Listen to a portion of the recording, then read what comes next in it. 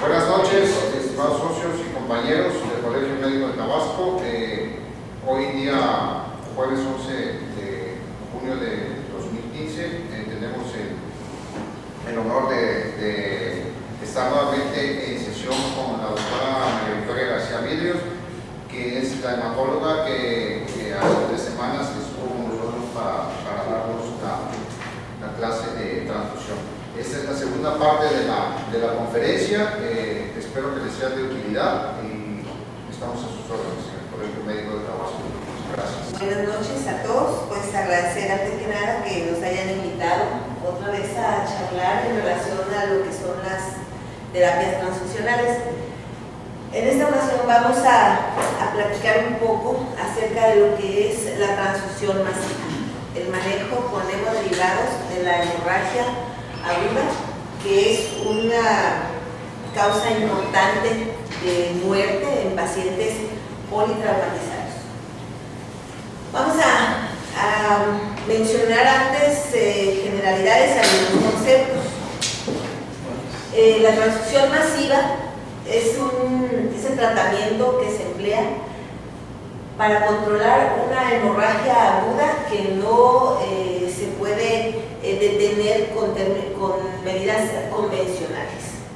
En los pacientes con hemorragia que requieren de transfusión masiva, la mortalidad varía en diferentes series, pero se menciona que puede ir desde un 19% hasta un 84% de muertes en pacientes con hemorragia aguda que llegan a requerir una gran cantidad de hemoderivados. Definitivamente, el rápido control de una hemorragia que pone en peligro la vida, pues tiene que impactar en los resultados en cuanto a mejoría del paciente. Y hay, de acuerdo a diferentes unidades hospitalarias, diferentes series, diferencias en cuanto al manejo. Hay varios protocolos de manejo de la hemorragia aguda y vamos ahorita a charlar cuál es la tendencia actual, ¿sí?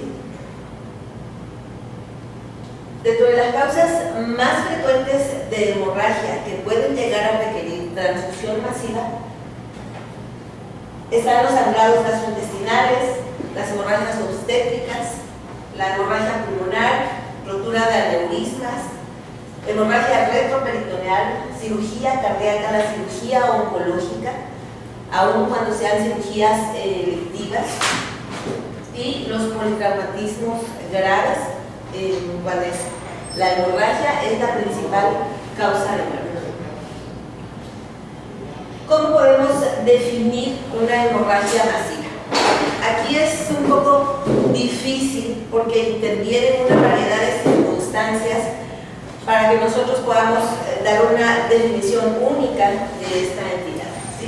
Es una situación, podemos, dentro de las definiciones, tomamos esta, que es una situación clínica en la cual la pérdida de sangre es en tal cantidad y con tal velocidad que sobrepasa los mecanismos fisiológicos de compensación del organismo, ¿sí? Tenemos sangrados crónicos, sabemos hemorragias en las mujeres, sangrados del tubo digestivo crónicos, que muchas veces nos llegan pacientes con cifras muy bajas de hemoglobina, pacientes con 7 gramos, 5 gramos de hemoglobina y entran al consultorio caminando, paliditos y se cansan cuando suben la escalera. ¿Y esto a qué se debe? A que el organismo tiene sus mecanismos de compensación que hacen que esa pérdida de sangre que ha sido en un tiempo muy largo, ¿sí?, haga que el paciente se encuentre estable. En la hemorragia masiva esto no ocurre, no da tiempo, ¿sí?, la velocidad y la cantidad a que el organismo se estabilice y compense esa pérdida. Esto nos da como resultado una baja perfusión tisular con descompensación, fracaso circulatorio, choque hipovolémico y muerte si es que los pacientes no se logran controlar esta pérdida sanguínea. Se requiere de un rápido reconocimiento e intervención para poder salvar a estos pacientes que llegan en estado crítico, sobre todo los casos de politraumatismos. Y lo que se requiere para estabilizar a los pacientes pues es restaurar el volumen perdido, mantener la oxigenación tisular y conseguir una adecuada hemostasia. En las definiciones, también podemos hacer definiciones en relación al tiempo en que se pierde la sangre. Entonces, la pérdida de un volumen total en 24 horas, lo que equivaldría a la transfusión de 10 concentrados eritrocitarios para un paciente de peso promedio de 70 kilos, se puede definir como una hemorragia masiva. O la pérdida del 50% de un volumen total en un lapso de 3 horas. O la pérdida de volumen sanguíneo a una velocidad de 150 mililitros por minuto. O la pérdida de 1.5 mililitros por kilo por minuto durante más de 20 minutos. Estas definiciones, ¿sí?, vamos a considerarlas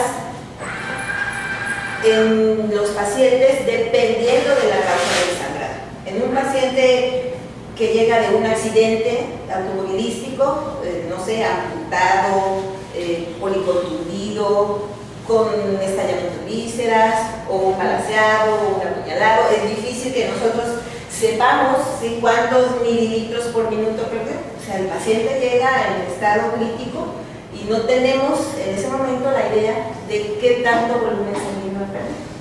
Entonces, son conceptos que nos hacen entender, sin que podamos hacer una definición estricta para manejar todos los casos, de a qué nos estamos refiriendo cuando hablamos de hemorragia masiva, ¿sí? El paciente en choque hemorrágico, ¿sí?, en el paciente con choque hemorrágico hay trastornos en transporte de oxígeno, alteraciones de la hemostasia, disfunción celular y falla orgánica. En la hemorragia masiva, la identificación, tenemos algunos parámetros que nos van a permitir qué pacientes que llegan con hemorragia masiva van a requerir de transfusión masiva, ¿sí? Y hay factores de riesgo ya identificados que sirven para hacer diferentes escalas de clasificación, que nos permiten decir, este es un paciente que va a requerir de un aporte de gran cantidad de hemoderivados. Dentro de los factores de riesgo tenemos parámetros clínicos, ¿sí? A veces quisiéramos que nos dieran tablas, ¿no?, y que nos dijeran, si hay esto, haces esto, si hay esto, haces esto, si hay esto, haces esto. En medicina tenemos guías y tenemos puntuaciones que no siempre podemos aplicar estrictamente. Entonces tenemos siempre que tener la vigilancia estrecha del enfermo y considerar lo que estamos viendo en ese momento para que nosotros podamos tomar decisiones, ¿sí? Decíamos, cuando nosotros tenemos un paciente que presenta hemorragia masiva en quirófano, una cirugía programada, una cirugía cardíaca, una cirugía de trasplante hepático, donde sabemos que el paciente va a sangrar y podemos estar cuantificando lo que va perdiendo y todos sus parámetros clínicos. En el paciente que llega de la calle con sangrado, en choque, tenemos que tomar otros parámetros, principalmente parámetros clínicos, que son parámetros básicos, ¿sí?, frecuencia cardíaca, presión arterial sistólica, el INR, en cuanto a coagulación es de utilidad, el hematocrito y el pH. Estos son factores que nos ayudan a predecir si un paciente va a requerir de transfusión masiva. Y esto nos sirve pues para coordinar todas las acciones en cuanto a decir, a ver, este paciente viene taquicárdico, hipotenso, sus pruebas de coagulación están alteradas, comunicación banco de sangre, paciente, cada unidad hospitalaria tiene sus protocolos y tienen códigos rojos, códigos de alerta, paciente en choque, X clave, para saber que es un paciente que va a consumir grandes cantidades de sangre y que se debe de manejar como urgencia real, ¿sí?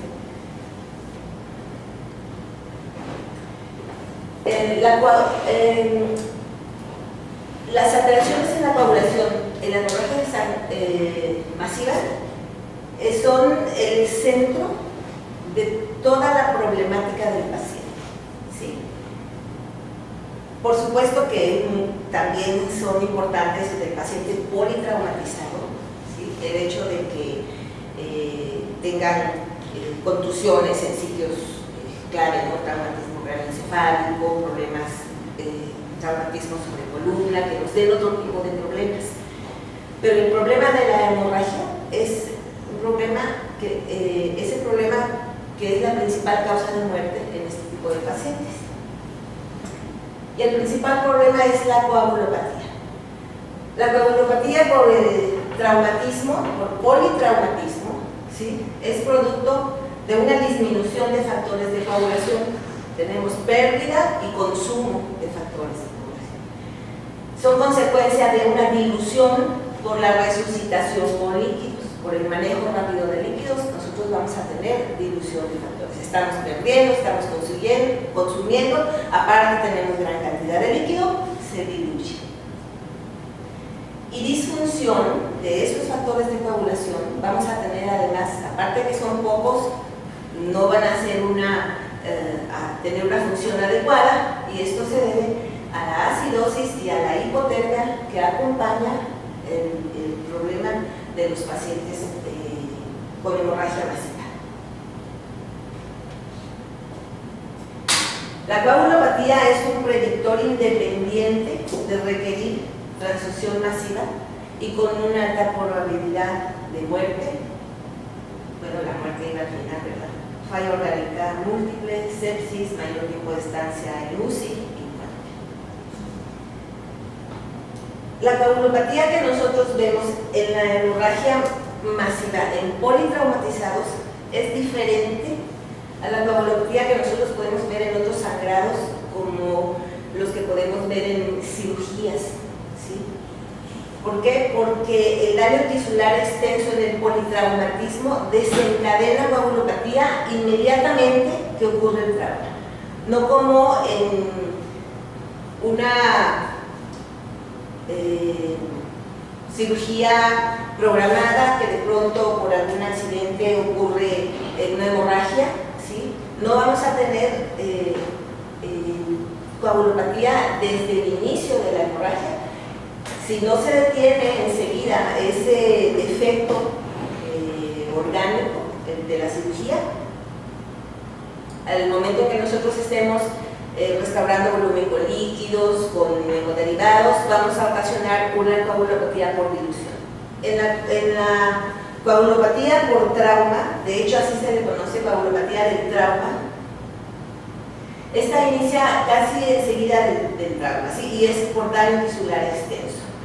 Se desencadena al mismo tiempo una anticoagulación y una hiperfibrinolisis por la activación de la tromboplastina tisular por el daño endotelial extenso, y esto es un mecanismo diferente al de la coagulación intravascular diseminada. En la hemorragia masiva tenemos una triada que más recientemente se considera una pentada que se conoce como una triada o pentada letal, que son la hipoperfusión y acidosis, la hipotermia y la coagulopatía. Son las tres condiciones que en la fisiopatología de la hemorragia masiva nos van a hacer un círculo vicioso si no detenemos en forma oportuna todo este mecanismo. La hipoperfusión, que es consecuencia de la pérdida hemática, nos lleva a una disminución del aporte de oxígeno a los tejidos. Esto hace que con la hipoxia se desencadene un metabolismo anaerobio, cuyo producto final de esta anaerobiosis es la producción de lactato, ¿sí? Que nos va a llevar a una acidosis metabólica. La hipotermia, ¿sí? El metabolismo aeróbico limita la producción endógena de calor, y esta es agravado por la administración de líquidos y hemoderivados fríos. ¿Sí? Generalmente no en los quirófanos, paciente. En urgencias no tenemos equipo para atemperar los líquidos que administramos a los pacientes. Entonces, en las situaciones de urgencia, nosotros administramos soluciones, lo que requiere el paciente, y hemoderivados a como vienen, o sea, pásalos, ¿sí? Entonces, esto hace que hagamos que nuestro paciente caiga en hipotermia. Y la temperatura menor a 35 grados al ingreso de pacientes a servicios de urgencias es un factor independiente de mortalidad por trauma grave. Y tenemos también la coagulopatía como parte de estos factores de mortalidad que tenemos. La coagulopatía al ingreso multiplica por 4 el riesgo de muerte de los pacientes. La hipoxia y la hiperglucemia se han visto que también influyen en incrementar el riesgo de muerte del paciente con hemorragia masiva por politraumatismo grave. Y aquí en esta imagen vemos que círculo vicioso que se forma y que si en determinado momento nosotros no rompemos esto, el paciente puede fallecer. Entonces tenemos un politraumatismo, ¿sí? Tenemos hemorragia activa. Hay varios factores que van a influir en que esto continúe. Como factores iatrógenos, entre comillas, tenemos la administración de líquidos coloides, cristaloides en gran cantidad, ¿sí? La administración de hemoderivados. Esta hemorragia activa, la hipoperfusión, nos lleva a daño celular, ¿sí? Y nos lleva a daño de tejidos también, ¿sí? Debido a la hemorragia activa, administramos una gran cantidad de hemoderivados. Vamos a tener activación de la fase de contacto de la coagulación por el daño extenso tisular. Vamos a tener deficiencia de factores de coagulación por la transfusión masiva y por la gran cantidad de líquidos que administramos. Y estos factores diatrógenos, el choque celular, el daño tisular, todos estos nos van a llevar a alteraciones a nivel celular, nos van a llevar a acidosis metabólica, el estado de hipotermia. Todo esto nos lleva a una coagulopatía progresiva. Esta coagulopatía, que inicialmente, esta coagulopatía del trauma por activación de la coagulación y que posteriormente, debido a la administración de líquidos y transfusiones, vamos a tener además una coagulopatía dilucional, va a hacer que el paciente siga sangrando. Y ahí vamos a tener nuestro círculo vicioso.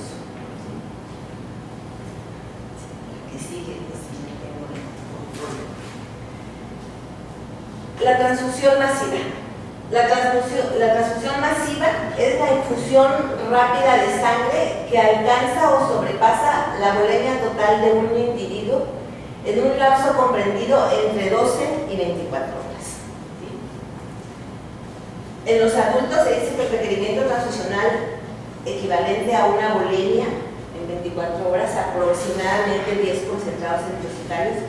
Y en los niños, un requerimiento transfusional que equivale a media volemia en 4 horas, o una volemia en 24 horas. Además de tomar en cuenta algunos parámetros de laboratorio, como son el hematocritos menores de 30, plaquetas entre 50 y 100.000, un INR mayor de 2, un fibrilógeno de menos de 150, el calcio menos de 2 y un pH menor de 7.3.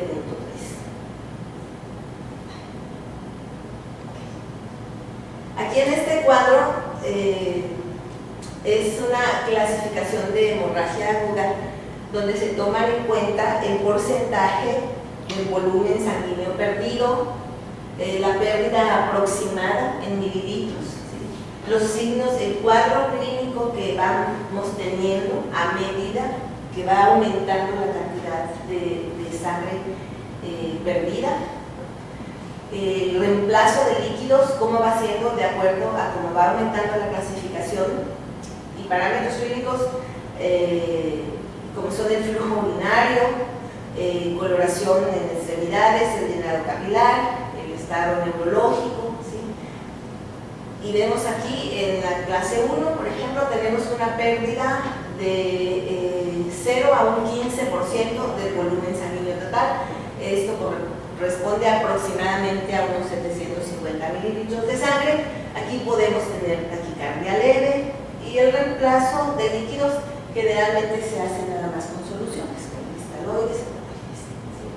Tenemos un flujo urinario de más de 30 mililitros por hora, extremidades tienen coloración normal, llenado capilar normal y el estado neurológico de una persona con una pérdida en esa cantidad de sangre, pues es normal, ¿sí? No tenemos mayores cambios. Y vamos viendo que a medida que el volumen de sangre es mayor, pues vamos teniendo mayores manifestaciones clínicas, ¿sí? El estado neurológico es muy importante, ¿sí? Podemos hasta llegar a que el paciente pierda el estado de conciencia, signos vitales, conforme va disminuyendo la oxigenación, vamos teniendo manifestaciones propias de hipoperfusión, taquicardia, aumento del pulso, hay taquipnea, hay hipotensión, hasta que si no controlamos el sangrado, nuestro paciente cae en choque. Inicialmente cristaloides o coloides, con una pérdida de aproximadamente 1500 mililitros, se piensa probablemente ya en la administración de concentrados eritrocitarios, ¿sí?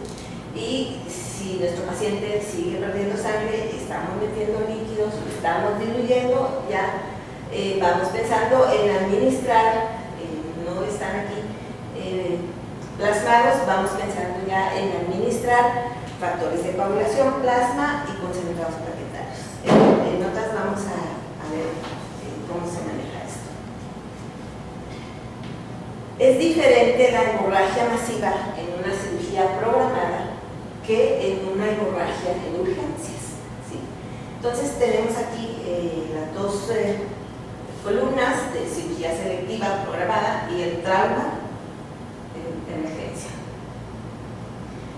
El daño tisular en la cirugía electiva es controlable, pues ahí vamos, nosotros sabemos a dónde vamos, qué cortamos, qué reparamos y demás. En el paciente con trauma o emergencia, el trauma tisular es masivo y es incontrolable, ¿sí? El comienzo de la transfusión en la cirugía electiva es inmediata y en el trauma, en la urgencia, es variable. Se puede en determinado momento esperar a ver la evolución del enfermo. En relación a la volemia y al estado de perfusión en la cirugía electiva, el paciente puede tener normovolemia, se puede evitar el choque, la hipoperfusión y la hipoxia tisular son más controlables. Y en una emergencia, hipovolemia, el choque, la hipoperfusión y hipoxia tisular generalmente están presentes. La temperatura del paciente de cirugía electiva está normotécnico y generalmente los pacientes que llegan a urgencia con politraumatismo llegan con hipotermia. En relación a la hemostasis y a la coagulopatía, ¿sí? Generalmente los pacientes programados pues, llegan con sus preoperatorios normales, se están monitorizando y se puede anticipar a un trastorno hemostático si es que se llega a tener alguna eventualidad durante la cirugía que haya un sangrado masivo. En la hemorragia masiva por politraumatismo generalmente se detecta en forma tardía y más que nada el paciente llega ya con su coagulopatía instalada. El tratamiento de la coagulopatía debe incluir corregir la anemia en los dos casos, corregir la coagulopatía primero con plasma y después, si esto no se controla, con concentrados plaquetarios también. El tratamiento del trauma es hemostasia quirúrgica, ¿sí? Corregir hipovolemia, hipotérmica, corregir la anemia y el uso simultáneo de paquetes globulares, plasmas y concentrados plaquetarios. Entonces, aquí esquematizamos como un paciente en una cirugía cirugía programada en donde vamos a tener un sangrado controlado. Si en determinado momento tenemos algún accidente quirúrgico que ocasione sangrado, podemos llegar a tener un sangrado no controlado, donde la magnitud de estos trastornos de la hemostasia nos pueden llegar a un sangrado incontrolable con las alteraciones que veíamos de hipovolemia, hemoglucisión, hipotermia, acidosis y una coagulopatía.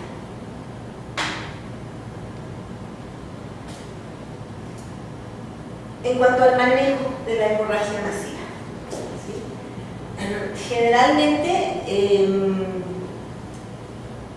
Europa y en Estados Unidos se utilizan mucho los protocolos de manejo que son de origen militar, ¿sí?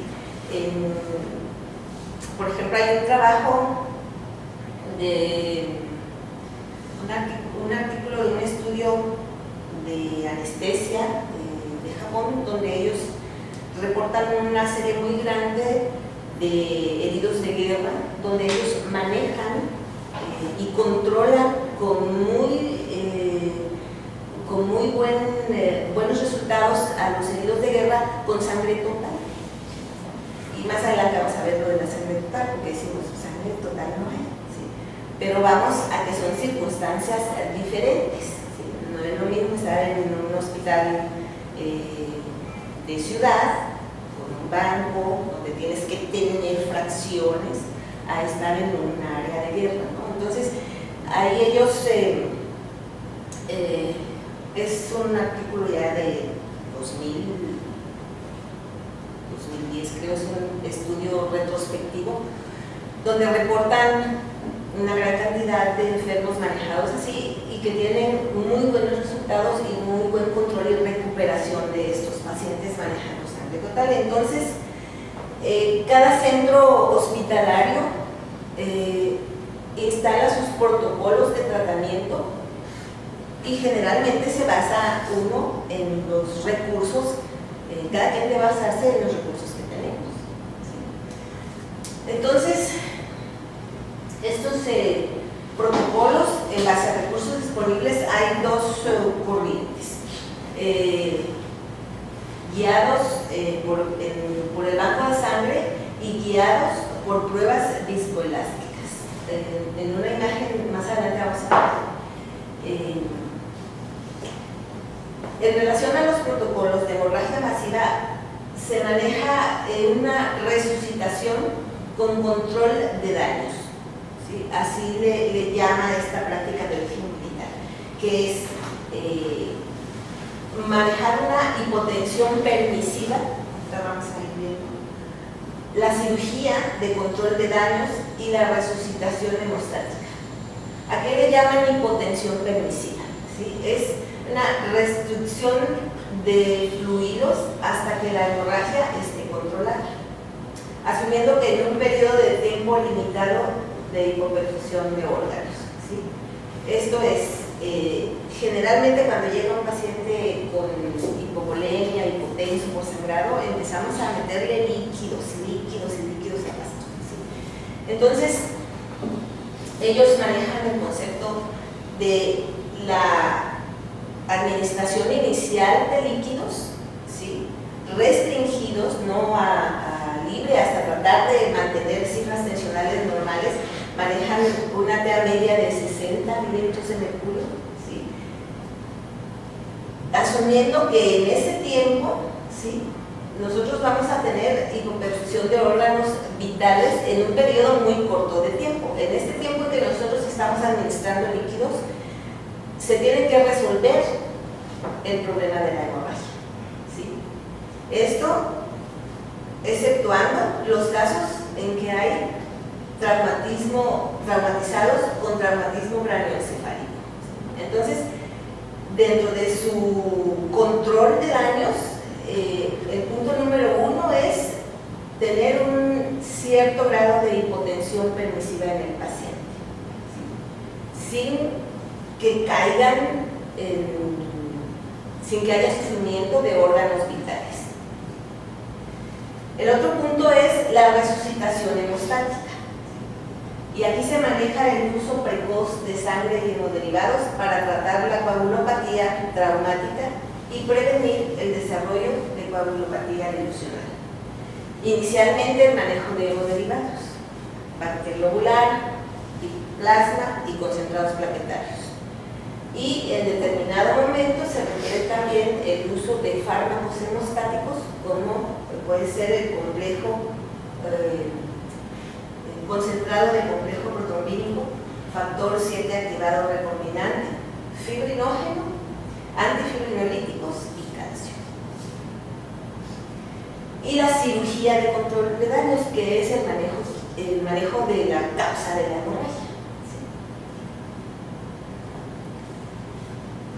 Los objetivos de los protocolos de hemorragia masiva que debiéramos tener cada quien en nuestros hospitales es reducir la variabilidad de la práctica clínica en una situación crítica. O sea, estandarizar el manejo. No en la mañana lo hacemos de una forma, en la tarde de otra, en el sábado de otra forma, noche de otra forma. Entonces, que todos podamos reproducir el manejo de los pacientes, ¿sí? Para poder estandarizar estos protocolos. Debe haber un aporte eficiente de hemoderivados en cantidad y en relación. Esto en relación es decir, cuántas unidades de paquete globular, cuántos de plasma, cuántos de plaqueta, en qué tiempos, ¿sí? Debemos de tener siempre un aporte suficiente de hemoderivados y cumplir con los aspectos básicos de la resucitación del control de daños. El manejo en todos los casos que tengamos pacientes con hemorragia masiva, en todos los casos se maneja con hipotensión permisiva, la cirugía de control de daños, la resucitación hemostática que comentábamos antes.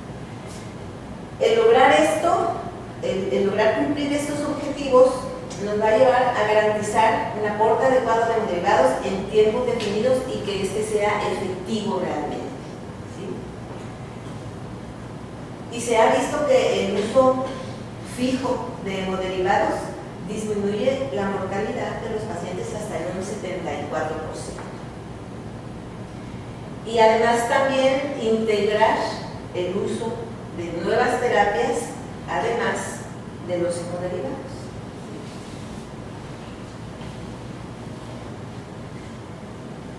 ¿Cómo se activan los protocolos de hemorragia masiva? Ok, ya en el hospital nosotros tenemos un protocolo de manejo de hemorragia masiva. ¿En qué momento se activan estos protocolos? Lo primero es detener la hemorragia, ¿sí? Una hemostasia quirúrgica, vascular intervencionista, ligaduras, cuando hay amputaciones en los accidentes, ligaduras de arterias, ¿cómo se llaman? Empaquetamientos, o sea, de la manera que sea, detener la hemorragia para estabilizar al enfermo. Si no, lo vamos a hemodiluir, lo vamos a hipertransfundir, vamos a dejar que la coagulopatía progrese y las posibilidades de muerte del paciente aumentan. Entonces, lo primerísimo es detener la hemorragia de la manera que sea y estabilizar al enfermo. Con lo que se había mencionado, hipotensión permisiva, una arteria media de 60, excepto en pacientes con traumatismo craneoencefálico que requieren de una perfusión mayor, ¿sí? O con lesión medular. Uso restrictivo de coloides y cristaloides, o sea, ya no, o sea, pásale para subir la presión, para subir la TA, ¿sí? Porque lo diluimos y perpetuamos el problema hemostático. Control de condiciones basales, la hipotermia, ¿sí? Tenemos que hacer que nuestro paciente se caliente. Si nosotros lo mantenemos frío, es más difícil poder corregir todas las demás alteraciones metabólicas que hay. Entonces, debe de haber equipo para calentar soluciones, hemoderivados, lámparas, camas térmicas, o sea, la hipotermia es un problema muy importante. Generalmente, pues no le damos mucha importancia en corregir este problema. ¿Sí? Corregir la acidosis, corregir la hipocalcemia, ¿sí? La resucitación hemostática, ¿sí? Con una relación elevada de hemoderivados, el uso de fármacos hemostáticos, prevención en los casos de cirugías programadas y tratamiento de la coagulopatía y las pruebas viscoelásticas.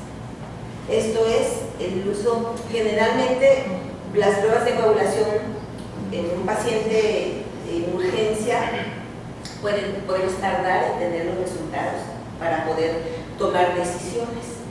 Hay pruebas para medir la función hemostática, que son los tromboelastógrafos, que generalmente están en los quirófanos. ¿Sí? Son pruebas que tardan 10-15 minutos en tener resultados y nos miden nos miden varios parámetros que nos ayudan a tomar decisiones de manejo para el paciente en forma muy rápida. En el manejo de estos pacientes, pues es una respuesta coordinada de varias áreas hospitalarias, ¿sí? Cuidados intensivos, banco de sangre, urgencias, el laboratorio, anestesia, ¿sí? Los cirujanos, radiología intervencionista también.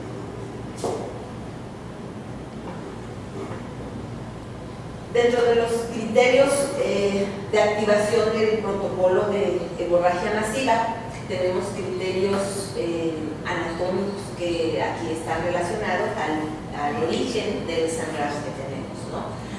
Los traumas penetrantes con compromiso vascular, los traumas cerrados con lesión de vísceras macizas, amputaciones traumáticas, ruptura de aneurisma abdominal, cirugías programadas de aneurisma abdominal o torácico, la hemorragia obstétrica complicada, la cirugía cardíaca complicada, el trasplante hepático es de muy alto riesgo de sangrado. Entonces, estas son condiciones que sabemos que se deben de manejar con un protocolo de hemorragia masiva. Tenemos criterios hemodinámicos también, pérdida de un volumen sanguíneo en 24 horas, pérdida y reemplazo del 50% del volumen sanguíneo en 3 horas, y hemorragia de 150 por minuto, pérdida de 1.5 por kilo, así que decíamos que es difícil de verlo en los que vienen de la calle, ¿no? Hacerlo en los que vienen de la calle. La transfusión de más de 4 concentrados, de 4 o más concentrados eritrocitarios en 1 hora. El trauma grave de un paciente con trauma grave, exsanguinado, inestable, que no responde con volumen, con soluciones solamente. Y hay una escala para medir la capacidad predictiva de transfusión masiva, donde se miden parámetros al momento en que llegan a urgencias, si hay alteración de la tensión sistólica al llegar a urgencias. Nada más es de las escalas más simples que hay, porque hay algunas que son con muchos parámetros y un poquito más complicadas.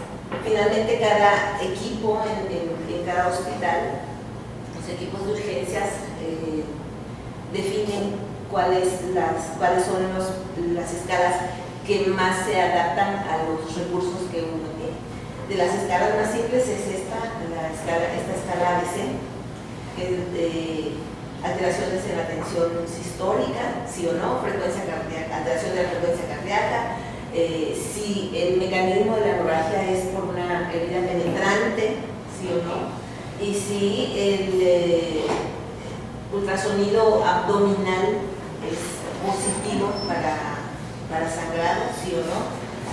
Esto nos da puntuaciones, si tiene 2 puntos, el 38% va a requerir de transfusión masiva. Los que tienen 4 puntos, pues tienen es el máximo de puntos, el 100% van a requerir de transfusión masiva. Aquí nada más puse las obstétricas, que luego son así de las que sangran muchísimo. Causas de hemorragia obstétrica, menos de 20 semanas, durante el parto, en el posparto. Las pruebas de laboratorio que utilizamos para monitorizar a los pacientes.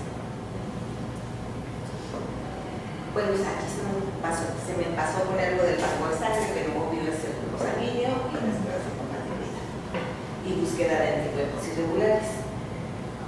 La biometría hemática, pruebas de coagulación, el tiempo de trombopresina parcial activado, el tiempo de hemoglobina, el tiempo de trombina y el fibrinógeno.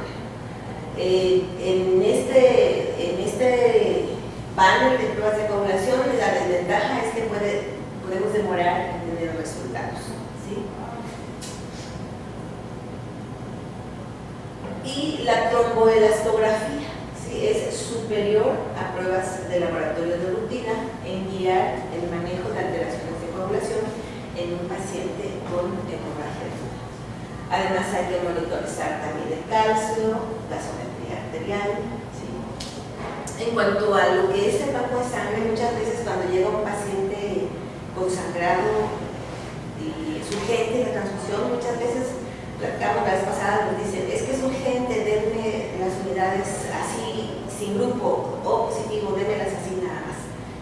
Y dentro de la gravedad y de la rapidez que se requiere para esto, ¿sí? 10-15 minutos se puede hacer grupo y pruebas rápidas, en lo que se realiza otro tipo de medidas al paciente, ¿sí? No es recomendable nunca pasar unidades así nada más.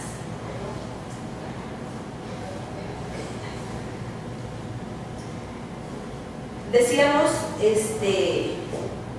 en cuanto a la activación del protocolo, que es diferente, del protocolo de hemorragia masiva, que es diferente en los hospitales.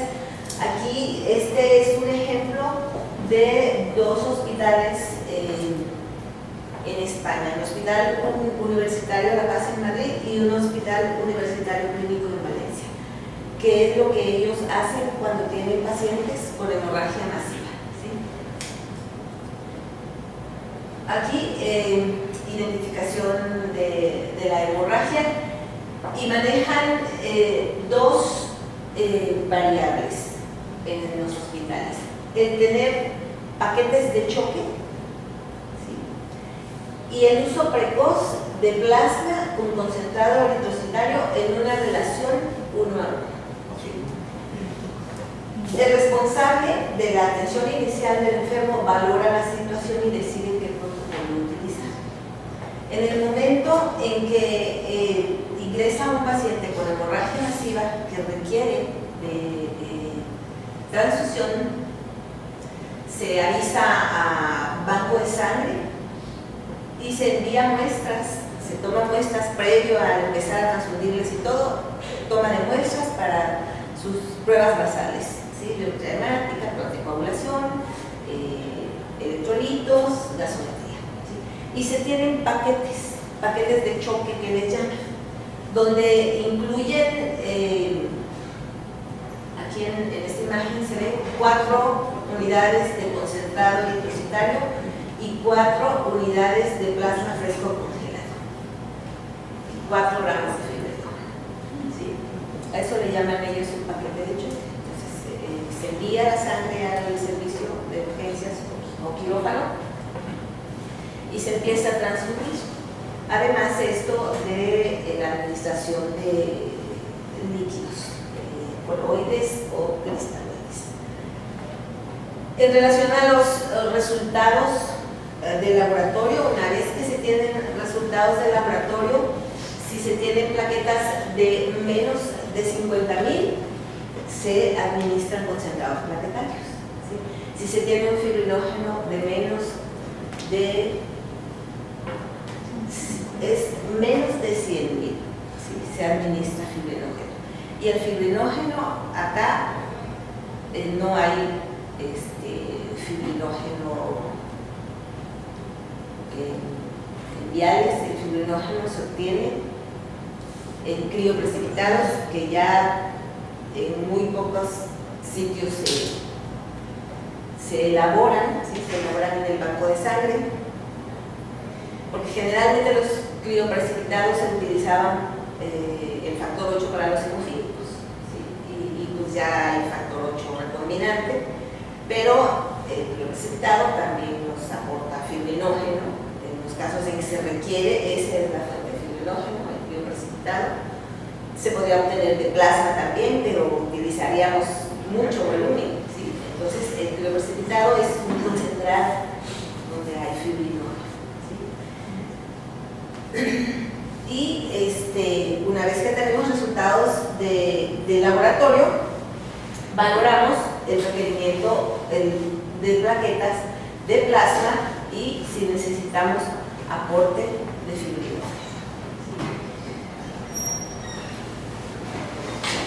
En este tiempo en que estamos transfundiendo, en que estamos estabilizando al paciente, pues se debe solucionar el problema de sangrado del paciente, ¿sí? Y se hace si se requiere, si el sangrado persiste y si se valora que el paciente requiere de más hemoderivados, se envía otro paquete de choque que le llaman, donde tienen concentrados eritrocitarios, 10 unidades, 10 plasmafrescos y 2 pool. Aquí 2 pool de plaquetas se refieren a unidades de aféresis de plaqueta. Si no contamos con unidades de aféresis, pues utilizamos concentrados plaquetarios de los convencionales, sabiendo que de 6 a 8 unidades de concentrados plaquetarios equivalen a una unidad de aféresis. Y en revaloraciones que se deben de ir haciendo al enfermo cada hora, vamos disponiendo de las unidades. Esa es una variante, el utilizar los paquetes de choque. La otra es desde el inicio, ¿sí? Estamos utilizando soluciones para reponer la uremia, el uso precoz de plasma y concentrados eritrocitarios en relación 1 a 1. En relación 1 a 1 se va haciendo, ¿sí? En términos generales, ¿sí? El concentrado eritrocitario se considera la transfusión de concentrado eritrocitario cuando tenemos una hemoglobina de 7 gramos por decilitro, lo que se considera una pérdida aproximada de 1.500 mililitros. En el paciente politraumatizado con una tensión arterial media de 60 mililitros de mercurio. El plasma fresco congelado en una dosis de 10 a 15 mililitros por kilodosis, cuando tenemos un TP o un TTPA 1.5 veces mayor, de 1.5 veces a 2 el valor normal. Indicamos administrar plasma fresco congelado. Y la transfusión de plasma y paquete regular en la relación 1 a 1 ha mostrado que hay un descenso importante de la mortalidad.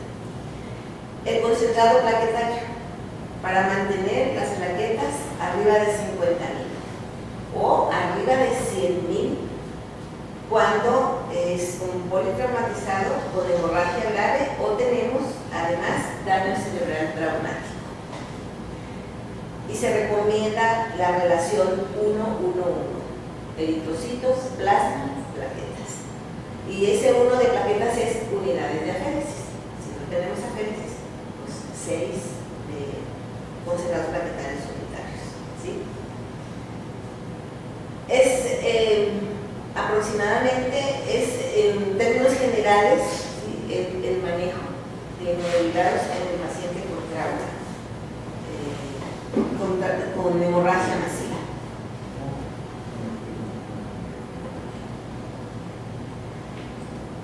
Aquí en esta gráfica muestran la relación de hemoderivados, en cuanto a la relación de hemoderivados,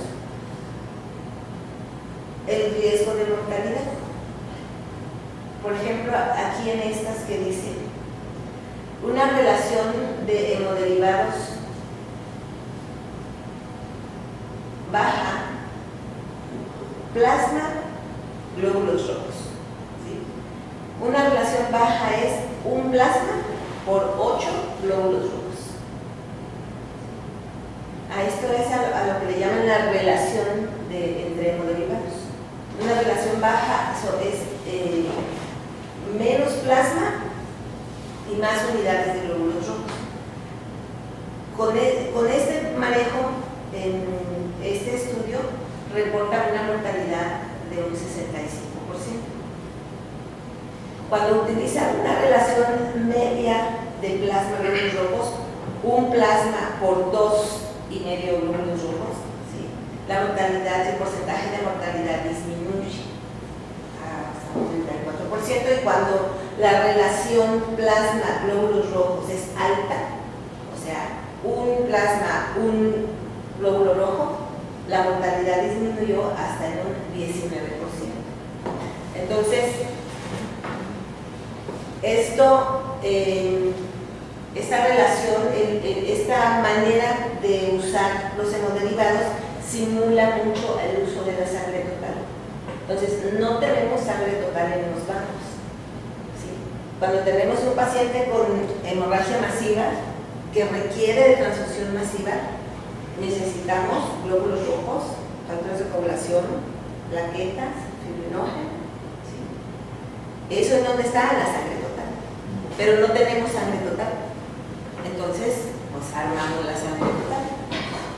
Concentrado eritrocitario, plasma, concentrado plaquetario. Y fibrinógeno cuando se requiere y cuando tenemos crioprecipitados.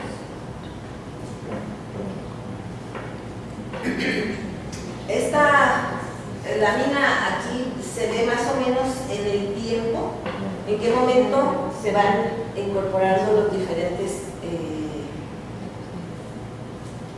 productos. ¿Sí? Entonces, aquí tenemos datos clínicos y de laboratorio. ¿Sí? Aquí tenemos el volumen sanguíneo reemplazado. Entonces, cuando tenemos un reemplazo de aproximadamente unos 500 mililitros, ¿sí? El paciente tiene una pérdida aproximada del 30% del volumen sanguíneo. Aquí solamente manejamos cristaloides. Cuando nosotros, conforme aumenta la pérdida sanguínea, una pérdida de un 75% de glóbulos rojos, y tenemos un reemplazo de aproximadamente 1000 mililitros, seguimos manejando únicamente cristaloides. Aquí siempre es difícil individualizar. Decíamos, siempre tenemos guías de manejo para muchas cosas, pero muchas veces tenemos que individualizar algunos casos.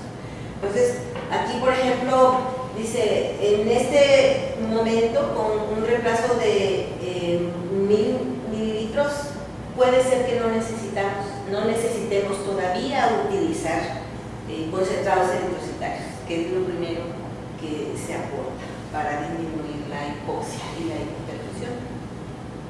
Sin embargo, en algunos casos, por ejemplo, traumatismos craneoencefálicos, ¿sí? Hemorragias con traumatismos craneoencefálicos, o personas mayores que puedan tener un problema pulmonar restrictivo, a lo mejor desde antes tendríamos que usar concentrados eritrocitarios. Pero en términos generales, puede ser esta la manera como a través del tiempo y de acuerdo al volumen que vamos perdiendo y a las alteraciones que van apareciendo, ¿sí? Aquí ya empiezan a aparecer alteraciones de factores de coagulación, ¿sí? Disminución ya de fibrinógeno, disminución de plaquetas. Vamos ya necesitando utilizar otros componentes. Primero, concentrado eritrocitario, plasma fresco congelado, líquido precipitado, plaquetas, y ya en etapas en las que con el uso de hemoderivados no logramos controlar la hemorragia, utilizar alternativas con el uso de fármacos hemostáticos. Esto es lo mismo, más que a colores. Uso de fármacos hemostáticos. ¿De qué disponemos?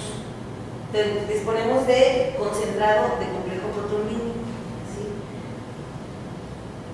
Esto es de gran utilidad para revertir hemorragias en pacientes anticoagulados. ¿Sí? Y se maneja ya también incluso en pacientes anticoagulados con humarínicos e incluso también ya con los nuevos anticoagulantes orales. Tiene una corrección muy rápida de la hemostasia, carece de los efectos secundarios de los hemoderivados, ¿sí?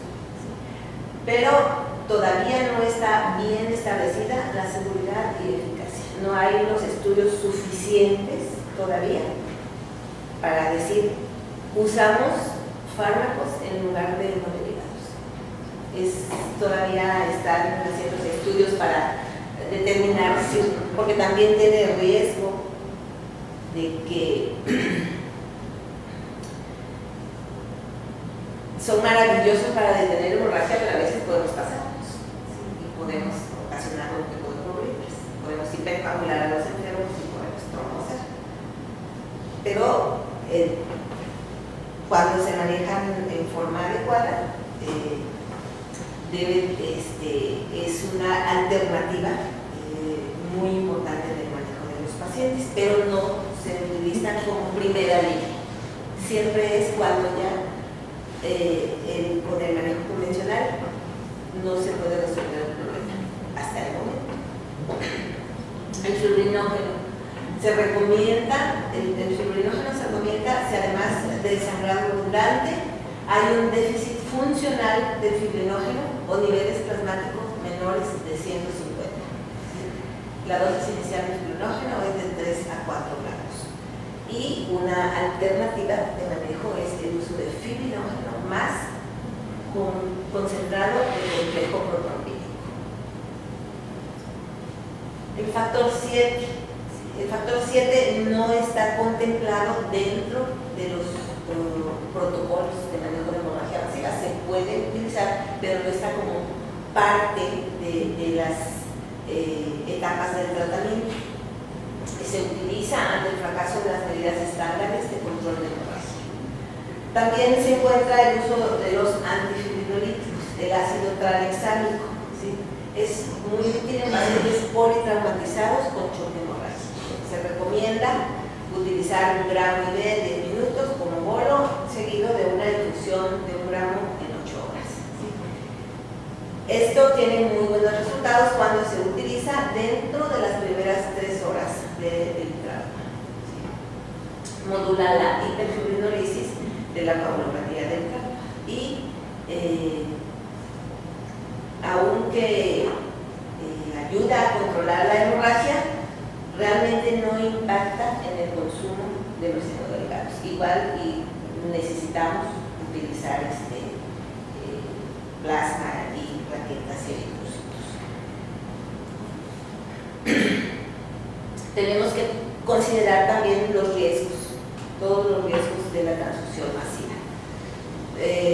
Todas las reacciones adversas que conocemos de la transfusión, las reacciones inmunológicas, hemolíticas, que aquí las reacciones hemolíticas es por hemólisis de los eritrocitos transfundidos por anticuerpos en el receptor. Y lo más común es que haya incompatibilidad ABC por errores en tipificación y administración. En la corredera de que cómale por la sangre y tráela, ahí podemos tener errores y tener problemas de hemólisis. Y recordar que las reacciones hemolíticas por incompatibilidad AB0 son las reacciones más graves, ¿sí? Que podemos hasta llevar a la muerte a una persona o dejar con insuficiencia renal por lo menos, ¿sí? Y en un paciente en estado crítico, ¿sí? No nos damos cuenta. Podemos no darnos cuenta si el paciente está hipotenso, está inconsciente, no tenemos manera de saber la reacción transfusional hemolítica, qué es lo que nos da dolor lumbar, disnea, taquicardia, no vamos a verla, ¿sí? Entonces siempre tenemos que tener mucho cuidado con esto. Las reacciones alérgicas, que son por anticuerpos en el receptor contra proteínas del plasma del donador, vamos a meter una gran cantidad de plasma, ¿sí? Entonces, las reacciones alérgicas pueden ser por hipersensibilidad y pueden tener una vasoilusión, prurito, urticaria, casos más graves, broncoespasmo y angioedema. Podemos tener choque anafiláctico o podemos tener lesión pulmonar por transfusión, lo que se trata, ¿sí? En las reacciones no inmunológicas, aquí más tienen que ver los anticuerpos. La hipotermia, que decíamos, ¿sí? La coagulopatía. La coagulopatía es multifactorial, por disminución de factores, puede ser dilucional, reemplazo en base a datos clínicos y de laboratorio, ¿sí? Tenemos que tomar mucho en cuenta las manifestaciones del paciente, porque cuando nosotros nos dan la muestra de un paciente para hacer una prueba de coagulación de laboratorio, las condiciones del enfermo, simplemente la temperatura son diferentes. En el laboratorio, para hacer tiempos de coagulación, incuban las muestras a 37 grados para tener resultados válidos. Entonces, muchas veces el resultado del laboratorio no nos coincide con lo que nosotros estamos teniendo en el enfermo, ¿sí? Nos pueden dar resultados prolongados y el paciente no está sangrando a veces, ¿sí?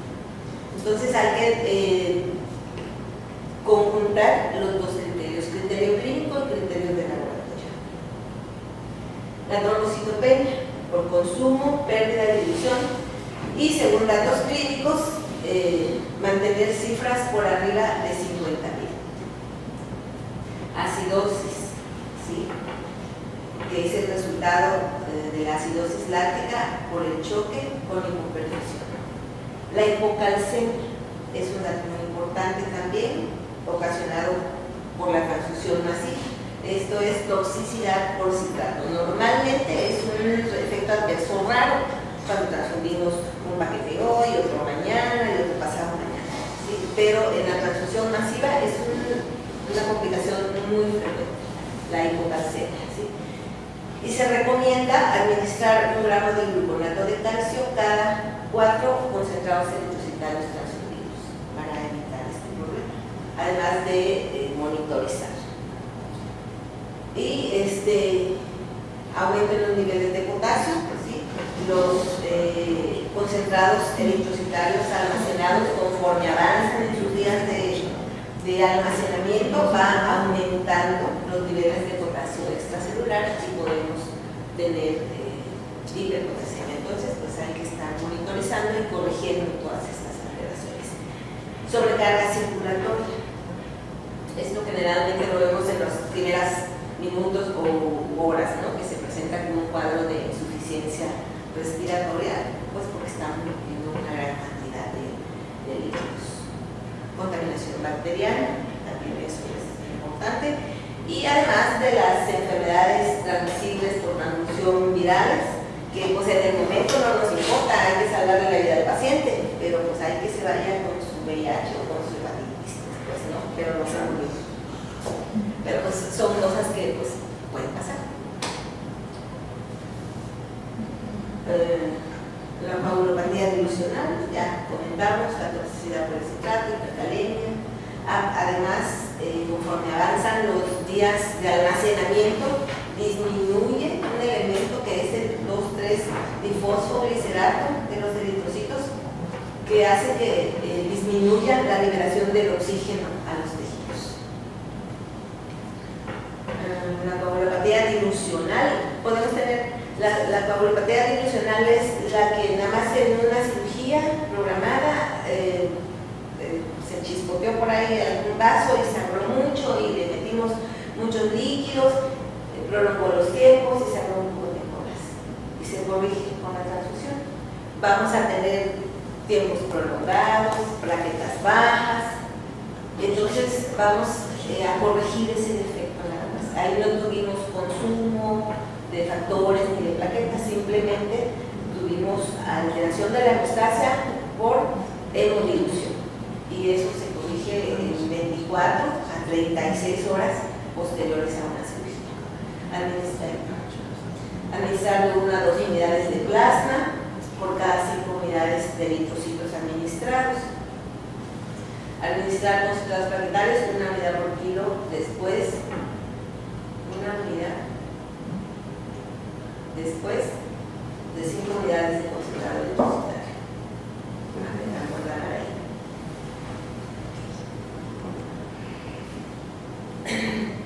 En conclusión, ¿qué podemos concluir de todo esto? Porque igual le decimos, pues sí, pero ¿qué voy a hacer? ¿Cómo le voy a poner los derivados cuando me venga un chocado? Debemos tener protocolos en los hospitales. Cuando venga un apuñalea, le cortaron el femoral o le dieron herida o lo que sea, ¿qué hacer? Podemos concluir de esto que platicamos que la reposición precoz de plasma fresco y de concentrados eritrocitarios en una relación alta, 1 a 1, se relaciona con una menor mortalidad. Antes decíamos, primero hay que estabilizar, hay que meter líquidos, ¿no? Cristaloides, líquidos, para mantener una antena.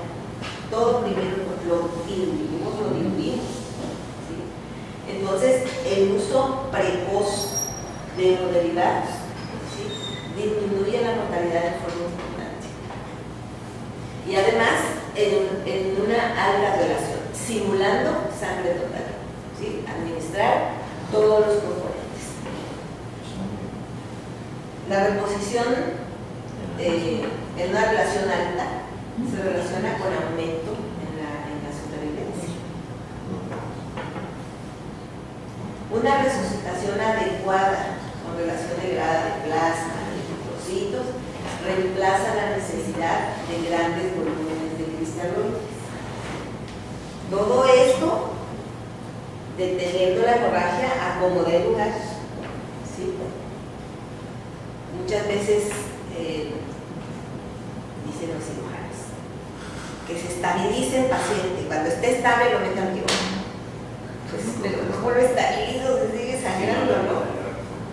Entonces eso es muy importante, ¿sí? O sea, detener la hemorragia. Si el paciente sigue sangrando, no tiene un muy alto riesgo de fallecer, porque la coagulopatía es la principal causa de todo esa tormenta de acontecimientos que finalmente llevan a la muerte al enfermo. Las tendencias actuales son la monitorización dinámica de la hemostasia para decidir rápido qué hacer. Lo que platicamos ahorita es sí se toman en cuenta los datos del laboratorio, ¿sí?, para saber cómo vamos a ir reponiendo, más no son resultados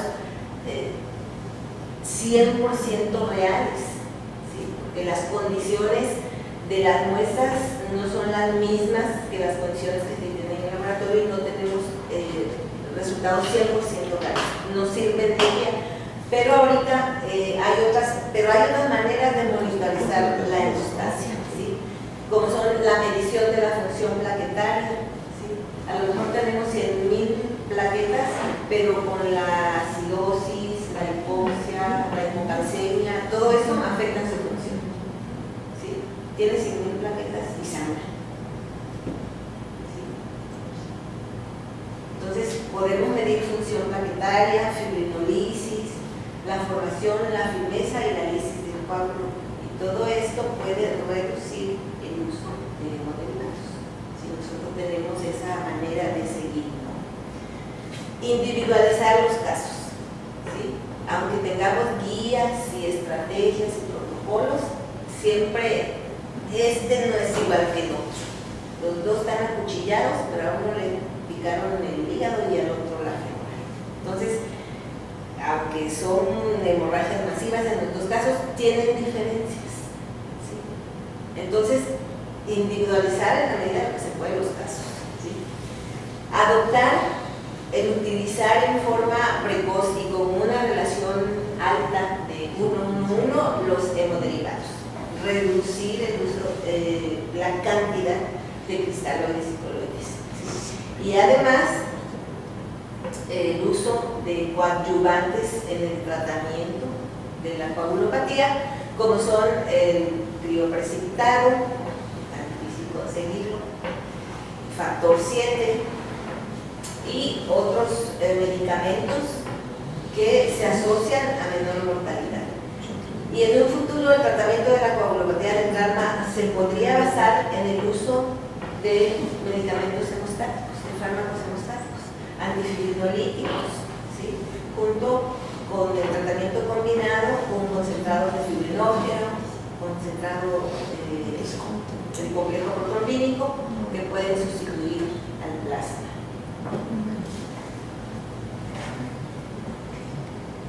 Bueno, aquí ya viene una serie de láminas que ya lo hemos platicado y eran nada más que recordatorio, ¿sí?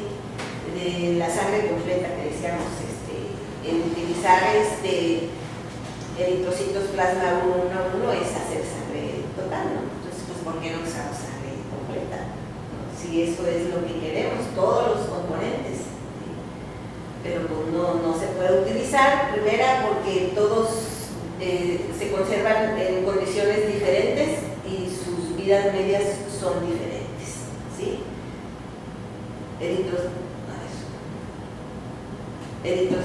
Eritrocitos se conservan entre 4 y 6 grados. Plaquetas a temperatura ambiente. Proteínas de coagulación plasma congelados a menos 18 grados. Entonces,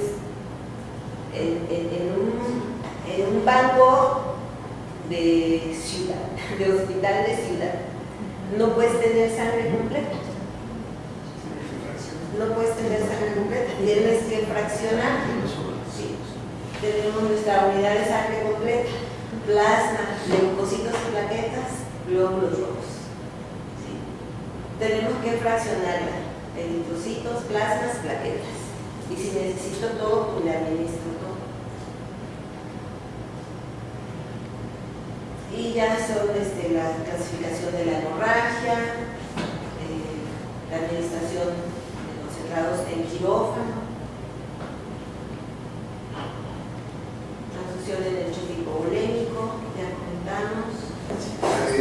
¿Hay alguna pregunta, algún comentario? Jóvenes, aprovechen a la doctora. Doctor Bautista.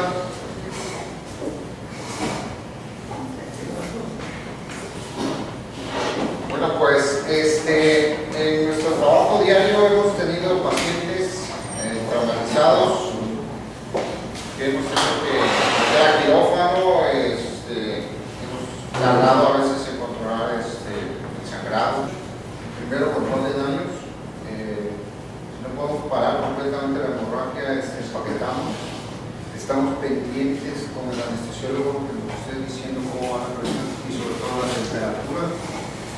Y pues sí hemos tenido casos que los empaquetamos y ponemos una bolsa encima, no cerramos realmente la bolsa y lo sacamos a UCI. ¿Por qué lo sacamos a UCI? Porque ya en UCI paramos un poquito con el empaquetamiento, le dan calor al paciente, le pasan soluciones calientes, se le consigue más sangre, se consigue plasma, se consigue plaquetas, se pone en mejores condiciones el paciente, sigue vivo el paciente. Y en un par de días volvemos a explorarlo, lo desempaquetamos y volvemos a retomar. Sí, porque si insistimos en querer reparar todas las lesiones, el paciente se nos va a enfriar y va a caer en la triada mortal, ¿no? Ya está visto, hay muchos artículos que hablan de eso, de la triada mortal, o la ventada también de Asensio, ¿no? Entonces, ténganlo en cuenta, jóvenes, sí se hace, sí lo hacemos, lo tomamos en cuenta. Ojalá esto les vaya sirviendo a ustedes que están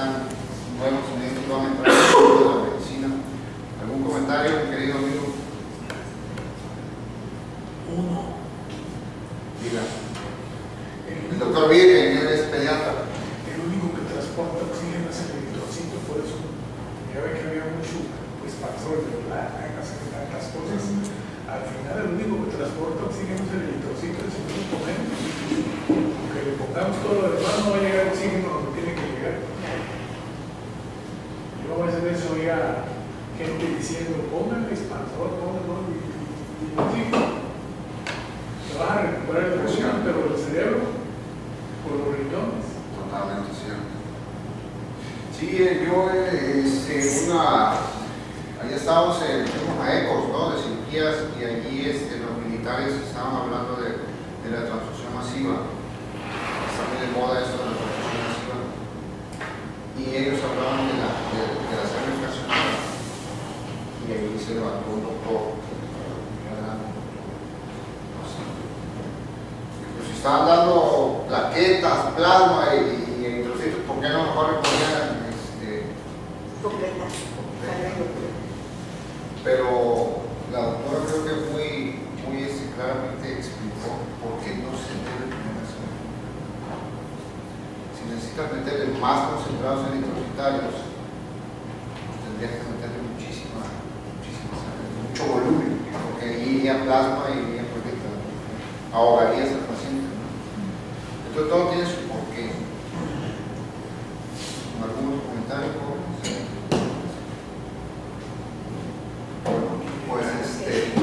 Yo quiero agradecer en nombre de todos los que venimos, que te escuchamos del Colegio Médico de Tabasco. Estas pláticas quedan grabadas y tu participación y sobre todo que tu colaboración para mejorar la educación médica de manera continua. Muchas gracias, doctora García. Gracias a ustedes por invitarme. Y espero que, gracias, y retomaré la